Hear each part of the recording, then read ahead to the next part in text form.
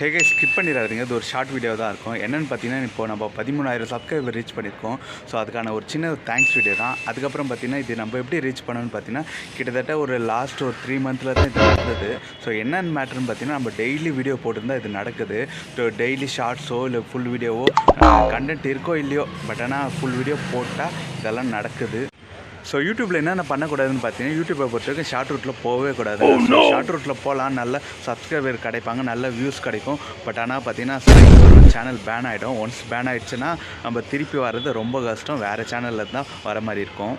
சில இன்ஸ்டாகிராம் பேஜில் பார்த்தீங்கன்னா, உங்களுக்கு 100 கொடுத்தா 100 சப்ஸ்கிரைபர், 4000 கொடுத்தா 4000 வாட்ச் அவர் கொடுக்குறேன் அப்படிலாம் சொல்லுவாங்க.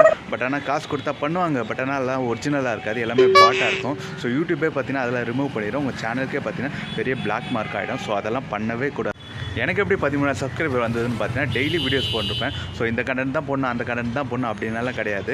ஸோ கேமரா வேணும், இந்த எக்யூப்மெண்ட்டெல்லாம் வேணும் அப்படியெல்லாம் கிடையாது. ஸோ கண்ணில் மாட்டதெல்லாம் கண்டுட்டு, ஸோ கண்ணில் இருக்கிறதெல்லாம் வீடியோ போட்டிருந்தேன். அதில் பார்த்தீங்கன்னா 1-2 வீடியோ பார்த்தீங்கன்னா தூக்கி விட்டுச்சு. கிட்டத்தட்ட ஒரு 13-14 லட்சம் வியூஸ் போயிடுச்சு. ஸோ அதனால் பார்த்தீங்கன்னா 3 மாதத்தில் 13,000 சப்ஸ்கிரைபர் வந்தது. ஸோ இதுதான் யூடியூபோட மேட்ரு. நம்ம ரெகுலராக வீடியோ போட்டிருந்தோன்னா கன்ஃபார்ம் பார்த்தீங்கன்னா நம்ம மானிட்டேஷன் வாங்கிக்கலாம். கிட்டத்தட்ட இப்போ மானிட்டேஷனுக்கு பாதி போயிடுச்சு, இன்னும் கொஞ்சம் பாதி தான் இருக்குது. எனக்கு தெரிஞ்சு இன்னும் 2 or 3 மந்த்தில் வந்துடும் நினைக்கிறேன்.